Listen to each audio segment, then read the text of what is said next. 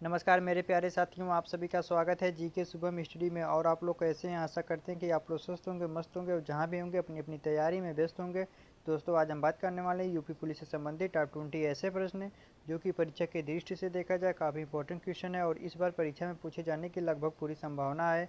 तो आप लोग से एक निवेदन है कि वीडियो को एंड तक जरूर देखिएगा। यदि आप लोग चैनल पर नए हैं तो प्लीज़ चैनल को सब्सक्राइब जरूर कर लीजिए।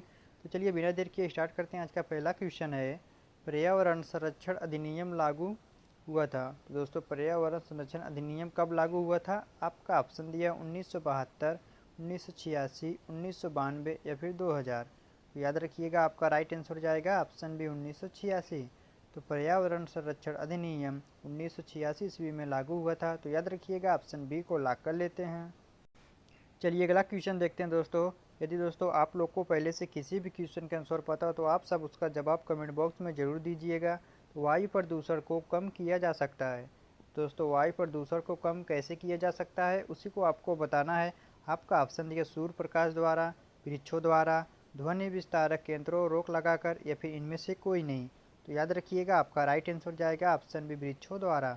वायु प्रदूषण को वृक्षों द्वारा कम किया जा सकता है। तो याद रखिएगा ऑप्शन बी को लॉक कर लेते हैं। चलिए अगला क्वेश्चन देखते हैं। काफ़ी इंपॉर्टेंट क्वेश्चन है, इसको ध्यान से देखिएगा। उत्तराखंड में मनाया जाने वाला हरेला पर्व किससे संबंधित है?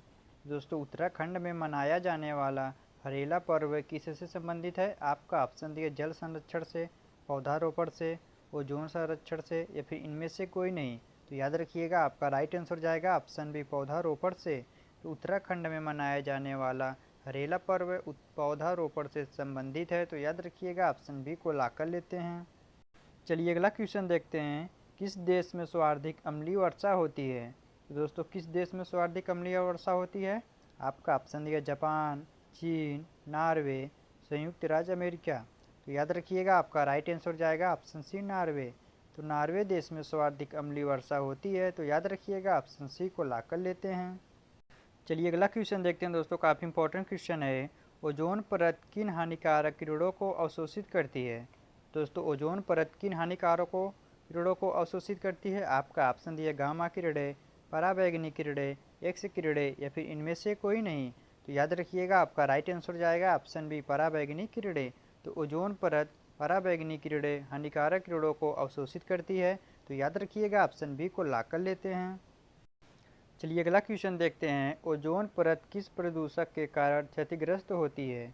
दोस्तों, ओजोन परत किस प्रदूषक के कारण क्षतिग्रस्त होती है? आपका ऑप्शन दिया carbon dioxide, nitrous oxide, chlorofluorocarbon या फिर सल्फर डाइऑक्साइड।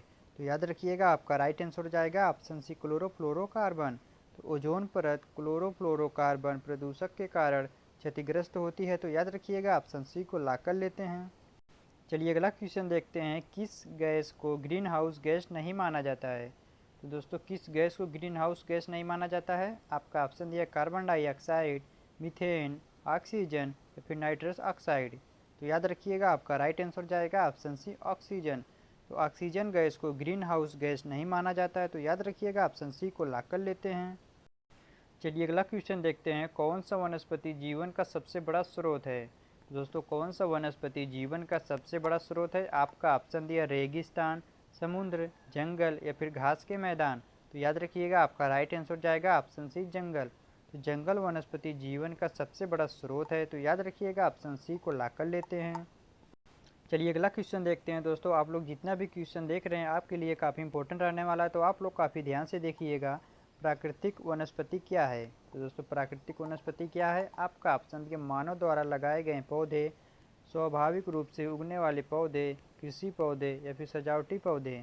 तो याद रखिएगा, आपका राइट आंसर जाएगा ऑप्शन बी स्वाभाविक रूप से उगने वाले पौधे। तो प्राकृतिक वनस्पति स्वाभाविक रूप से उगने वाले पौधे हैं। तो याद रखिएगा, ऑप्शन बी को लॉक कर लेते हैं। चलिए अगला क्वेश्चन देखते हैं दोस्तों। यदि दोस्तों आप लोग अभी तक चैनल को सब्सक्राइब नहीं किए तो चैनल को सब्सक्राइब जरूर कर लीजिएगा। तो रेड डेटा बुक किसके बारे में जानकारी देती है?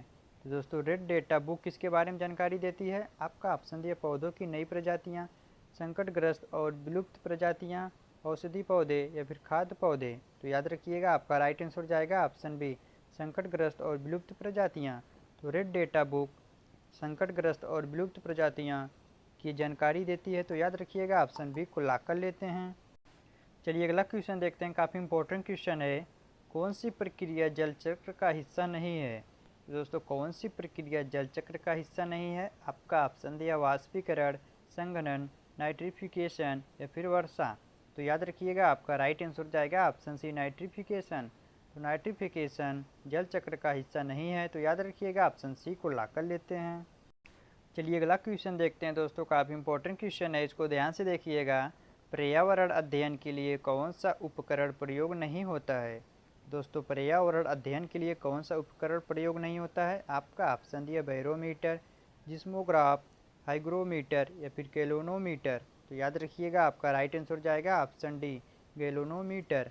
तो पर्यावरण अध्ययन के लिए गैल्वेनोमीटर उपकरण प्रयोग नहीं होता है, तो याद रखिएगा ऑप्शन डी को ला कर लेते हैं। चलिए अगला क्वेश्चन देखते हैं, काफ़ी इंपॉर्टेंट क्वेश्चन है। बायोडाइवर्सिटी का सबसे अधिक महत्व किसमें है? दोस्तों बायोडाइवर्सिटी का सबसे अधिक महत्व किसमें है? आपका ऑप्शन दिया ऊर्जा उत्पादन, पारिस्थितिकी संतुलन, औद्योगिकी विकास या फिर शहरीकरण। तो याद रखिएगा आपका राइट आंसर जाएगा ऑप्शन बी पारिस्थितिकी संतुलन। तो बायोडाइवर्सिटी का सबसे अधिक महत्व पारिस्थितिकी संतुलन में है, तो याद रखिएगा ऑप्शन बी को ला कर लेते हैं। चलिए अगला क्वेश्चन देखते हैं, कौन सी गैस ग्रीन हाउस प्रभाव के लिए सबसे अधिक जिम्मेदार है? तो दोस्तों कौन सी गैस ग्रीन हाउस प्रभाव के लिए सबसे अधिक जिम्मेदार है? आपका ऑप्शन दिया ऑक्सीजन, नाइट्रोजन, कार्बन डाइऑक्साइड या फिर हीलियम। तो याद रखिएगा आपका राइट आंसर जाएगा ऑप्शन सी कार्बन डाइऑक्साइड। तो carbon dioxide gas green house प्रभाव के लिए सबसे अधिक जिम्मेदार है, तो याद रखिएगा ऑप्शन सी को ला कर लेते हैं। चलिए अगला क्वेश्चन देखते हैं, काफ़ी इंपॉर्टेंट क्वेश्चन है। कौन सी प्रक्रिया के द्वारा जल वाष्प वायुमंडल में पहुंचती है? दोस्तों कौन सी प्रक्रिया के द्वारा जल वाष्प वायुमंडल में पहुंचती है? आपका ऑप्शन दिया संघनन, वाष्पीकरण, वर्षा या फिर नाइट्रिफिकेशन। तो याद रखिएगा आपका राइट आंसर जाएगा ऑप्शन बी वाष्पीकरण। तो वाष्पीकरण प्रक्रिया के द्वारा जल वाष्प वायुमंडल में पहुंचती है, तो याद रखिएगा ऑप्शन बी को ला कर लेते हैं। चलिए अगला क्वेश्चन देखते हैं, कौन सा ईंधन कम प्रदूषणकारी होता है? तो आपका ऑप्शन दिया कोयला, डीजल, प्राकृतिक या फिर पेट्रोल। तो याद रखिएगा आपका राइट आंसर जाएगा ऑप्शन सी प्राकृतिक। तो प्राकृतिक ईंधन कम प्रदूषणकारी होता है, तो याद रखिएगा ऑप्शन सी को ला कर लेते हैं। चलिए अगला क्वेश्चन देखते हैं, काफ़ी इंपॉर्टेंट क्वेश्चन है।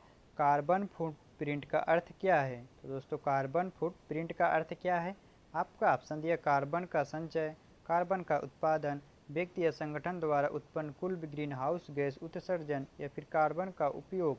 तो याद रखिएगा आपका राइट आंसर जाएगा ऑप्शन सी व्यक्ति या संगठन द्वारा उत्पन्न कुल ग्रीन हाउस गैस उत्सर्जन।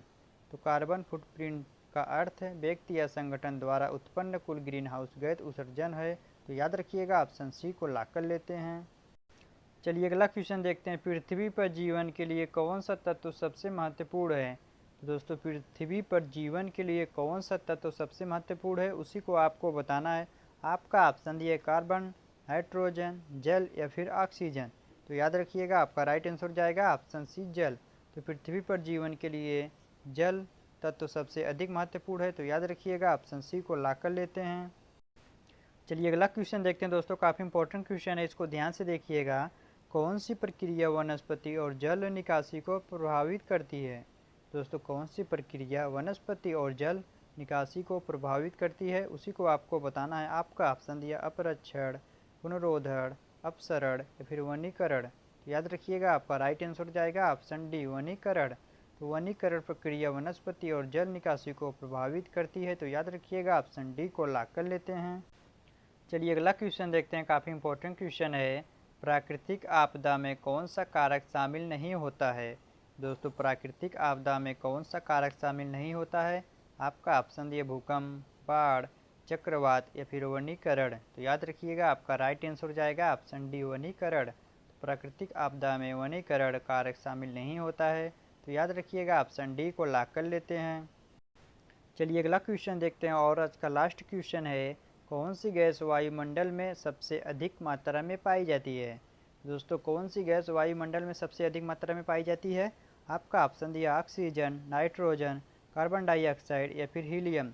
तो फ्रेंड एक क्वेश्चन आप सबके लिए है, जो इसका जवाब आप सभी को कमेंट बॉक्स में देना है। यदि आप सभी को वीडियो पसंद आए तो वीडियो को लाइक करना और अपने सभी दोस्तों को शेयर करना, और हाँ चैनल को सब्सक्राइब करना ना भूलना, ताकि इस प्रकार की इंपॉर्टेंट वीडियो आप लोग के पास हमेशा पहुंचती रहे। मिलते हैं आप सबसे नेक्स्ट वीडियो में, तब तक के लिए जय हिंद जय भारत।